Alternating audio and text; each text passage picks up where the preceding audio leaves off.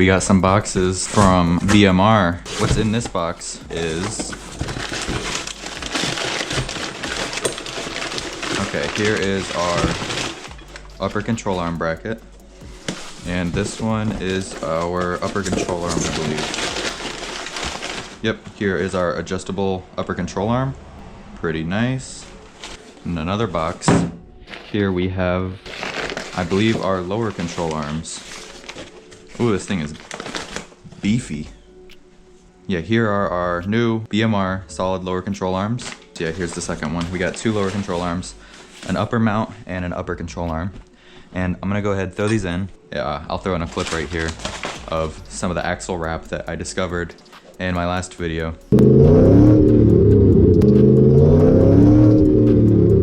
That was an example of axle wrap. When all the torque from your engine is transferred to your rear axle when you hit the gas, what can happen on some weaker control arms is the upper control arm will flex, allowing the axle to rotate and like fold underneath itself inside the car. And so that's what we're gonna be tackling with these new control arms here.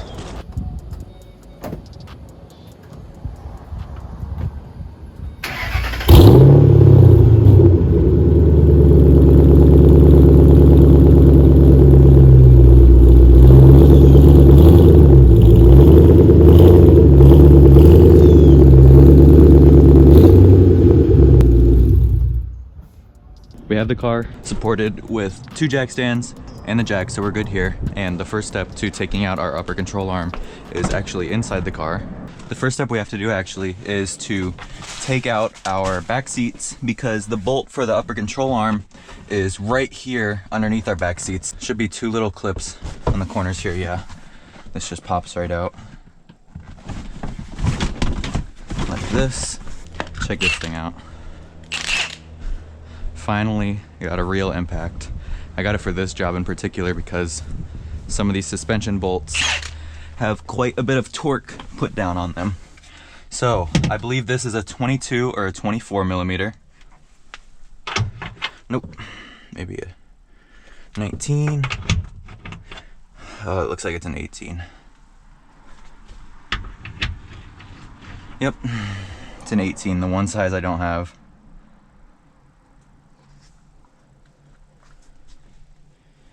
Are you serious? I have two 11s, 12, 13, 14, 15, 16, 17, 19, 21, 22, 27, and 24. It skips 18, the one size I need. Oh my gosh. Looks like we're going to... We might have to use a chrome socket on this actually. I don't want to use a chrome socket, but that's all I have.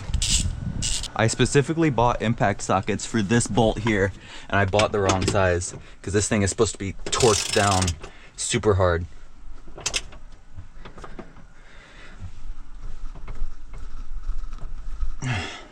This sucks. I bought the impact specifically for this, and I can't even use it now because I don't want to blow up a socket. Whew. All right, now we can use the impact. Hope I don't blow up a chrome socket right now.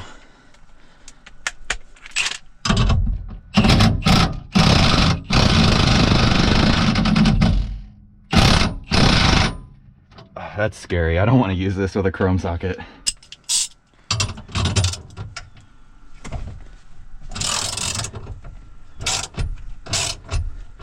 We have to separate the differential from the upper control arm. And there's one bolt right up here, hoping it's not an 18, because that's what I don't have. Okay, so it's bigger than an 18. So maybe a 22. Maybe a 21, that seems a little big. All right, yep, it's a 21. All right, so looks like we're dropping the shocks because I don't have enough room to... Oh, what size is this? We're dropping the shocks because I don't have enough room to get to the upper control arm mount.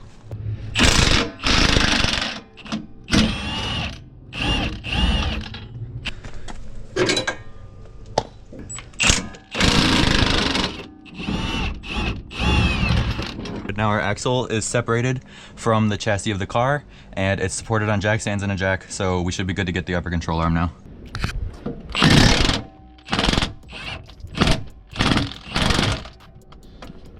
Okay, that was sketchy, but it looks like we got it out.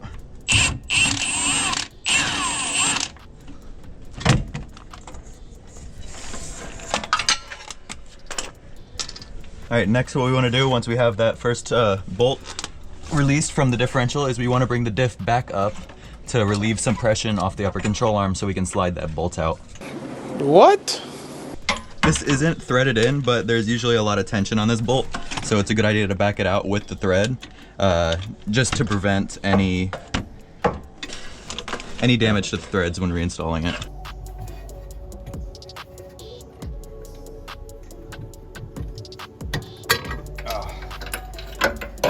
There it is. Now we have to remove 2 upper mount bolts that are right, here's the first one.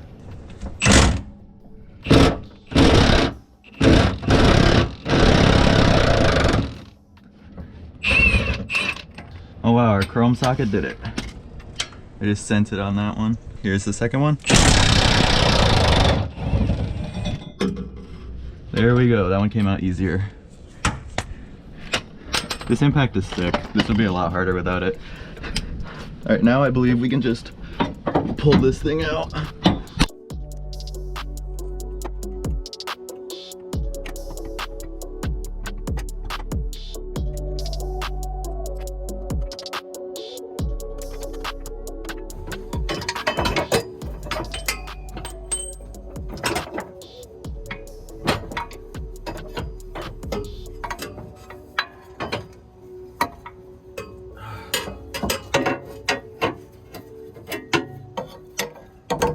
All right guys, the control arm, upper control arm is out.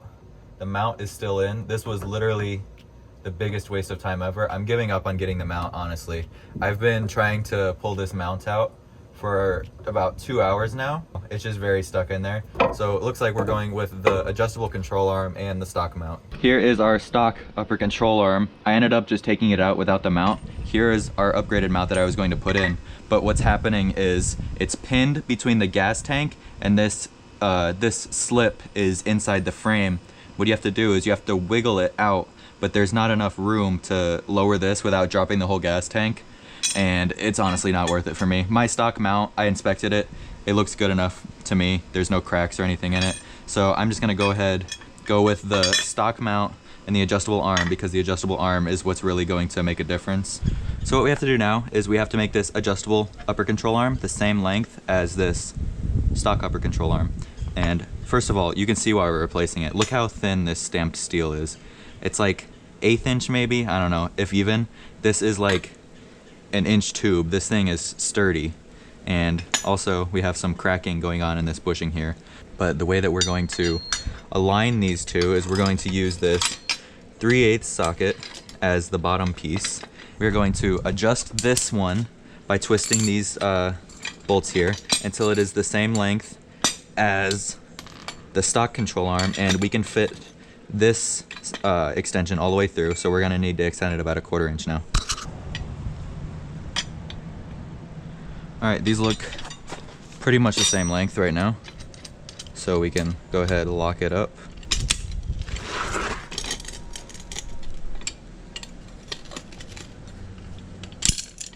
There we go, good enough. Now we can go ahead, throw this in our stock mount. There we go.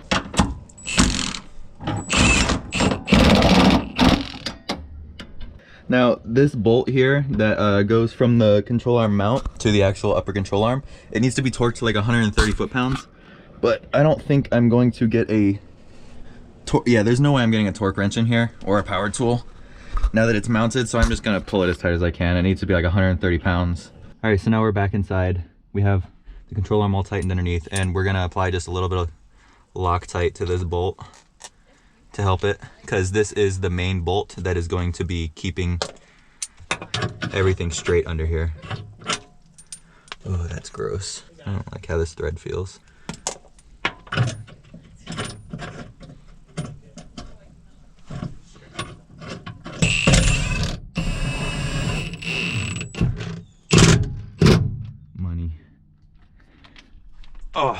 Oh. Big money guy. I'm bending the chrome socket. Yeah, thanks. You have to torque this bolt down to 130 foot-pounds.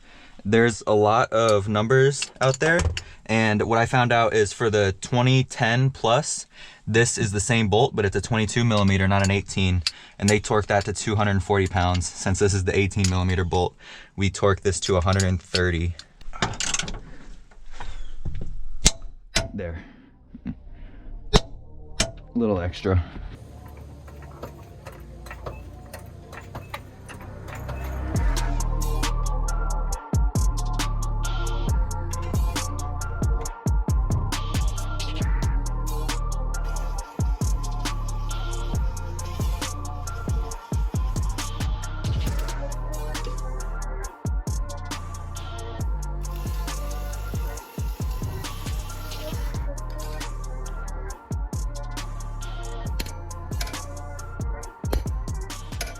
The pinion angle is set. We have a pinion angle of 1.8 degrees.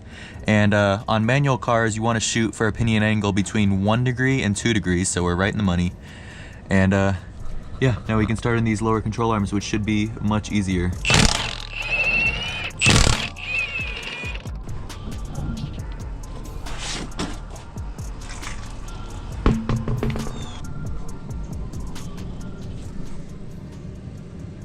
Oh, my e-brake is already pulled. That's why this is so hard. I'm dumb.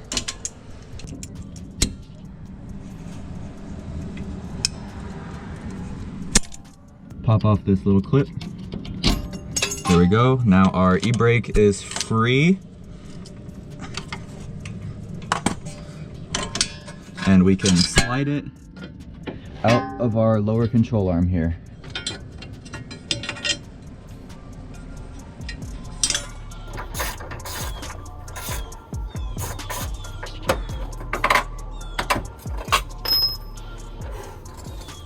Control arm is out.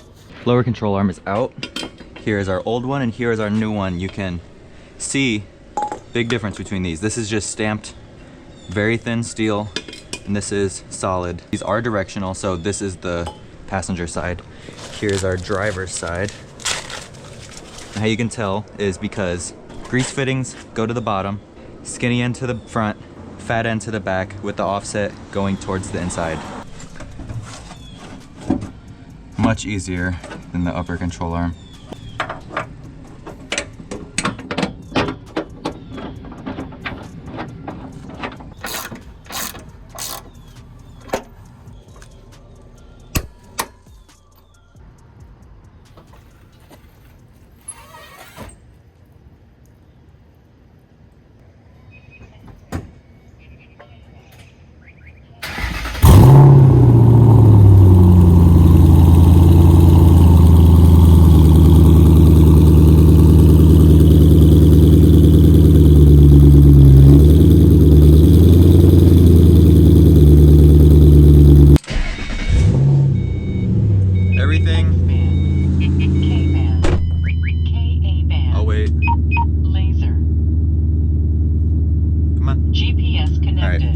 As I was saying, I'm just taking it for a little test drive now, making sure everything works.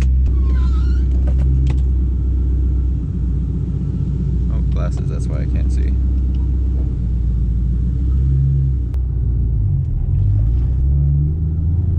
We're good. The drive shaft is spinning properly. That's good to know. It does feel slightest bit tighter in the rear end, which I'm happy about. What I was feeling before is, again, the axle wrap on hard accelerations, as well as a lot of like rear end movement on hard shifting and stuff like that, which will hopefully be all eliminated by now. Yeah, on that shift, I felt it. My axle felt more planted on the car.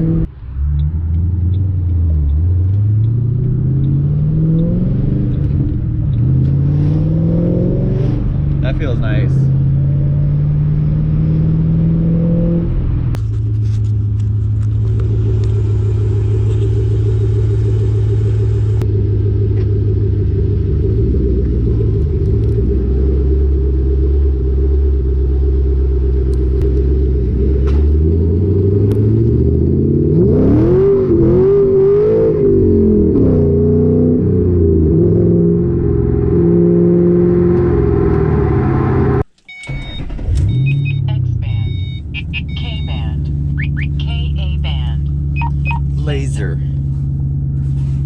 GPS connected. It's the next day, and we are going to go test out the control arms. I drove them yesterday, and as you guys saw, just from the normal driving, there was a lot of improvement. What I want to test is if launches have improved at all. I also worked on my Wattbox two-step, so we have our launch control set up at 3,000 RPMs, which I also want to try. So we'll see how that goes.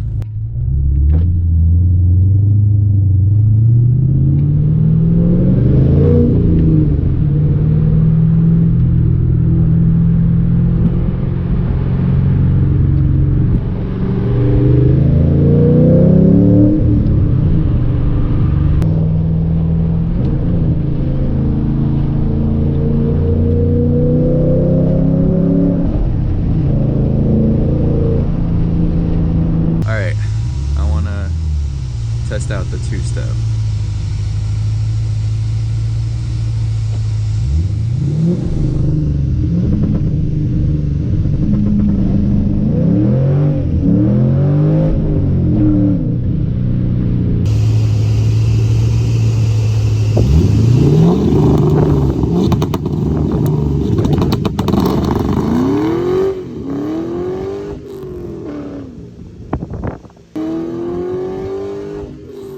Okay, it did spin.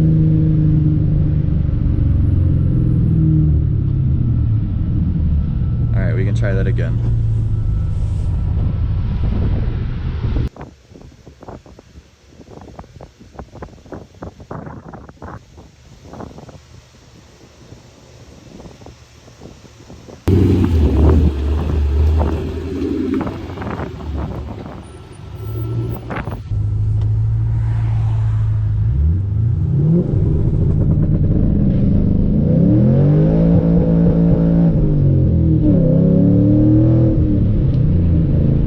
Okay, we still spun.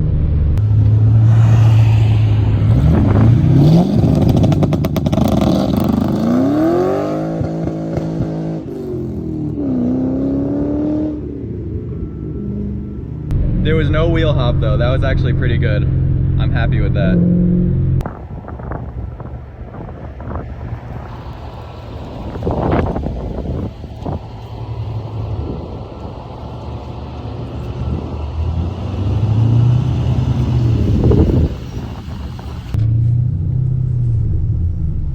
Let's go. Hurry. Run.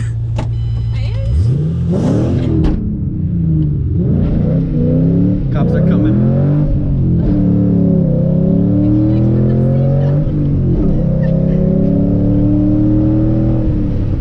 Where? They're coming. Where? I don't know. Do you see the cool green car that came by? The green car? Yeah. No.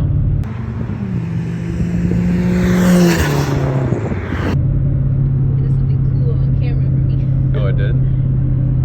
Usually before, when I would shift from first to second, when I would be spinning, it would be like kunk, and it would be like clunking around in the back. But the new bushings are what's making it smooth.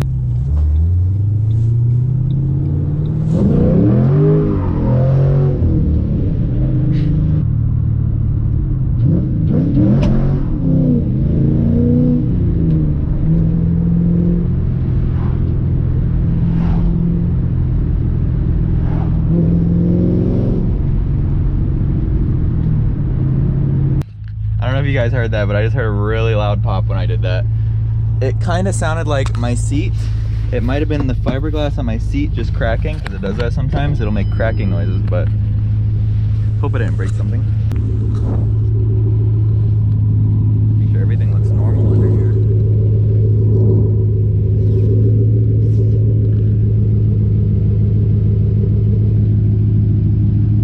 Everything looks normal.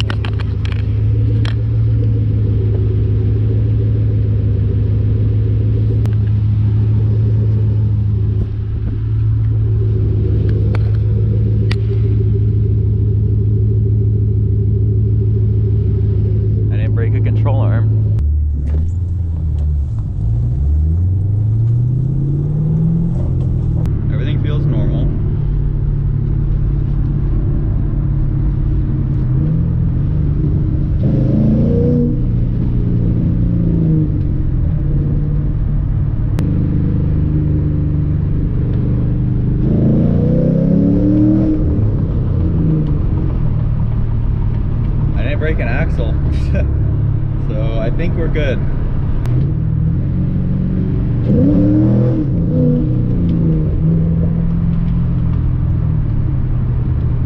Alright, I think we're fine. Alright guys, that'll do it for today's video. If you liked it, leave a like, I appreciate it. Subscribe if you want to see more videos, and I'll see you later.